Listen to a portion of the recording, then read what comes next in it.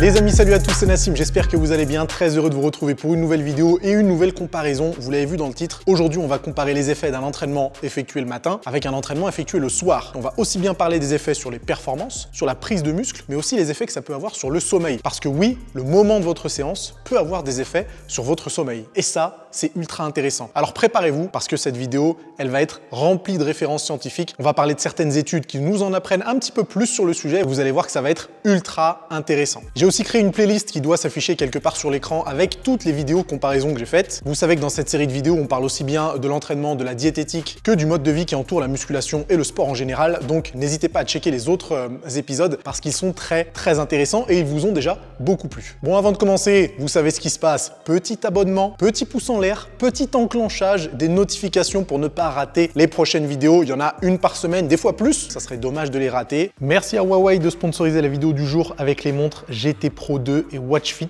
Ça tombe bien aujourd'hui, on va parler de sommeil et ces deux montres sont pleines de fonctionnalités comme le tracking de vos nuits de sommeil ou encore la mesure du rythme cardiaque sur 24 heures. Il y a aussi une super option sur les deux montres qui détecte le niveau d'oxygène dans le sang et ça, c'est un truc qui me plaît beaucoup. Le modèle GT2 Pro est en titane avec un verre en saphir hyper résistant aux rayures.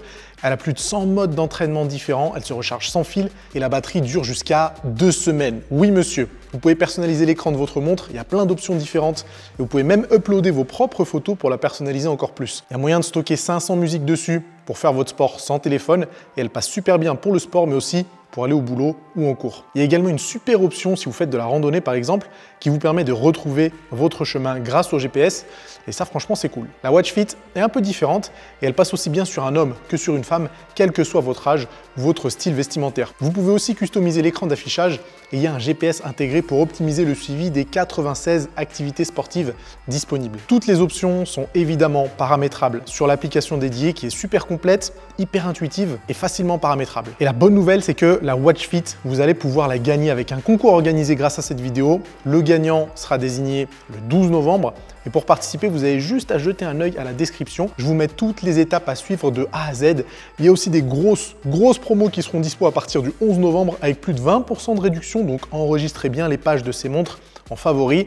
Vous avez le lien dans la description également. Et foncez dessus dans quelques jours pour pas passer à côté de ces offres. Et maintenant, on est reparti pour la comparaison du jour. Ok, première question.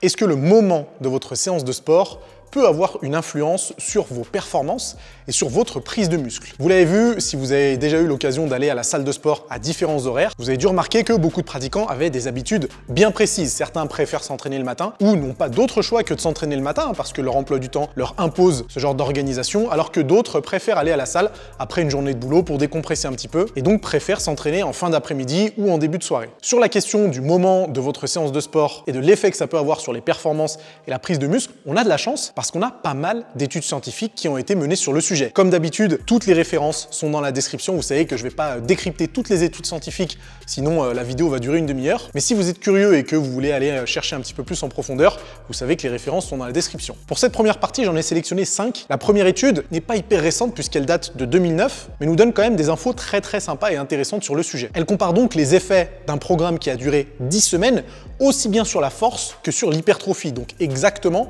ce qu'on recherche. Et deux types de séances entre guillemets ont été comparées, des séances effectuées entre 7h et 9h le matin et des séances effectuées entre 17h et 19h le soir. Donc l'étude en réalité a duré 20 semaines puisqu'il y a eu 2 fois un programme de 10 semaines. Donc le premier groupe qui a commencé par des entraînements le matin, enchaîné avec un programme de 10 semaines sur des entraînements le soir et vice versa. Mine de rien, étude qui est quand même relativement bien menée. Résultat, aucune différence sur la prise de force et sur la prise de muscle. En tout cas, aucune différence significative. Pour un programme de musculation qui ne durerait que 10 semaines, il n'y aurait pas de différence en termes de prise de muscle et de prise de force entre des séances effectuées le matin et des séances effectuées l'après-midi. Deuxième étude qui cette fois-ci date de 2017, donc beaucoup plus récente et qui compare encore une fois 2 groupes qui ont suivi des séances soit de 7h30 à 8h30 le matin, soit de 16h à 17h en fin d'après-midi. Encore une fois, on a des tests qui ont été effectués sur la prise de force et la prise de muscle, donc performance et hypertrophie. Et encore une fois, aucune différence entre les groupes qui se sont entraînés le matin et le groupe qui s'est entraîné en fin d'après-midi. Donc là, on a des résultats très intéressants.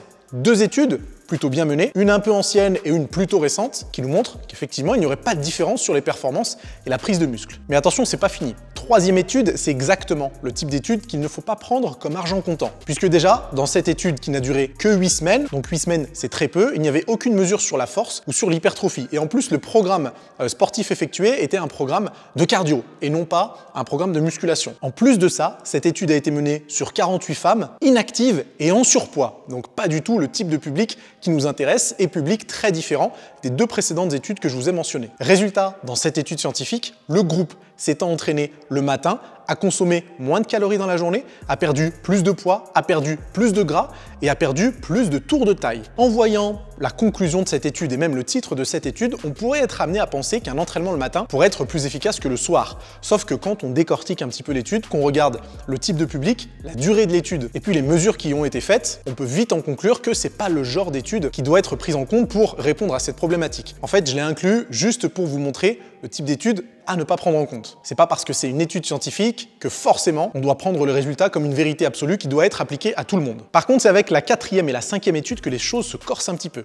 La quatrième étude, qui a duré 24 semaines, donc 2 fois 12 semaines, compare encore une fois les effets sur la force et la prise de muscle d'un premier programme effectué entre 7h30 et 9h30 le matin et un autre programme effectué entre 16h30 et 18h30 le soir. Et dans cette étude, on a un léger avantage pour les séances effectuées en fin d'après-midi et en début de soirée. Mais c'est surtout une différence qui devenait significative au-dessus de 12 semaines, à la différence de la première étude que je vous ai mentionnée, qui faisait état en clair d'une égalité sur les 10 premières semaines d'un programme de musculation. Donc là, c'est intéressant parce que ça pourrait nous amener à penser qu'il n'y aurait pas de différence sur les courts et moyens termes, mais que ça pourrait faire une différence sur les performances et la prise de muscle sur le long terme, avec un petit avantage sur les séances d'entraînement effectuées en début de soirée. Alors pour les curieux, dans ces études, il y a plein de suppositions qui ont été faites. On parle de l'influence des sécrétions hormonales, on parle de l'influence aussi du système nerveux. C'est encore un petit peu flou, on ne sait pas pourquoi il y aurait un léger avantage pour les séances effectuées en fin d'après-midi et en début de soirée, mais en tout cas, apparemment c'est le cas. Et dernière étude qui est parfaite parce qu'elle me permet de faire la transition avec la partie sommeil, on a observé qu'un entraînement le matin était associé avec une baisse des performances et une baisse de la qualité du sommeil. Très embêtant. On va continuer à parler du sommeil avant de faire une conclusion de tout ça. Sur le sommeil, je vous ai trouvé 2 études qui sont encore une fois très intéressantes. La première étude arrive à la conclusion qu'un entraînement le matin était lié à une activité du système nerveux parasympathique plus importante, alors qu'un entraînement le soir était lié à une activité du système nerveux sympathique plus importante. Si jamais ces deux termes vous sont complètement étrangers, j'ai fait une vidéo sur le sujet, vous cliquez sur le lien qui s'affiche quelque part sur l'écran, vous allez voir que c'est très intéressant. Donc on ne nous parle pas d'une supériorité de l'entraînement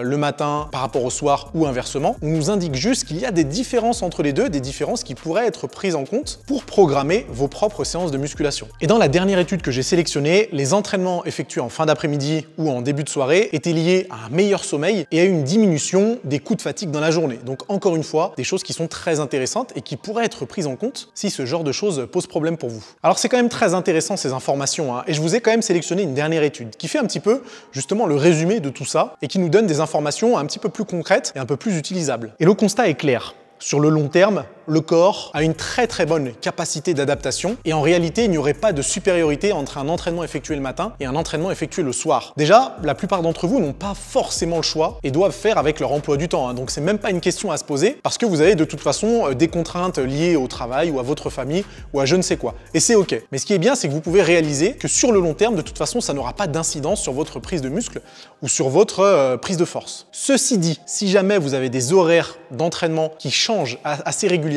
genre toutes les semaines ou toutes les 2 semaines, ça pourrait effectivement être lié avec une réduction des performances et potentiellement sur le long terme avec une réduction des gains musculaires. Donc là, je m'adresse surtout aux personnes qui ont un emploi du temps qui change, avec des horaires qui changent et sont obligées pendant quelques jours ou quelques semaines de s'entraîner très tôt le matin et après de modifier leur habitude pour s'entraîner le soir. Et bien là, j'ai une mauvaise nouvelle pour vous. Sur le long terme, effectivement, ça pourrait être problématique. Alors encore une fois, je sais que certains d'entre vous n'ont absolument pas le choix, mais si vous avez le choix et si vraiment vous avez des objectifs ambitieux en musculation ou en force, eh bien le mieux serait d'avoir une routine plutôt constante où vous allez faire vos séances d'entraînement plus ou moins à la même heure. Mais de toute façon, j'ai envie de dire que c'est pas indépendant à l'entraînement puisque c'est la même chose pour la diététique et le sommeil. On sait qu'il est clairement recommandé d'avoir des habitudes alimentaires qui sont plutôt constantes, c'est-à-dire faire plus ou moins le même nombre de repas à plus ou moins la même heure pour avoir les meilleurs résultats possibles. Et c'est pareil pour le sommeil, il faudrait se coucher plus ou moins à la même heure et se réveiller plus ou moins à la même heure tous les jours. Donc pour l'entraînement, c'est la même chose. Et si vous avez des habitudes qui changent un peu trop souvent, eh bien effectivement sur le long terme, ça peut être problématique. Donc sur le match, entraînement le matin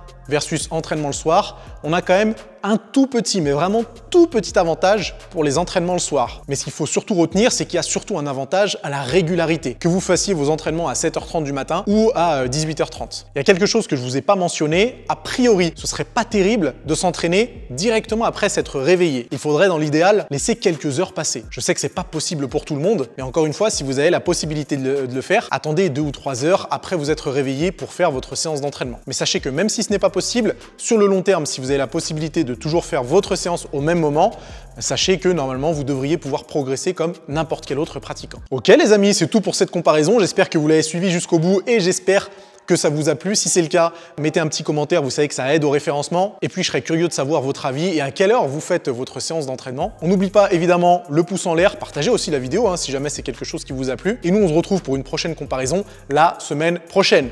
À plus les amis.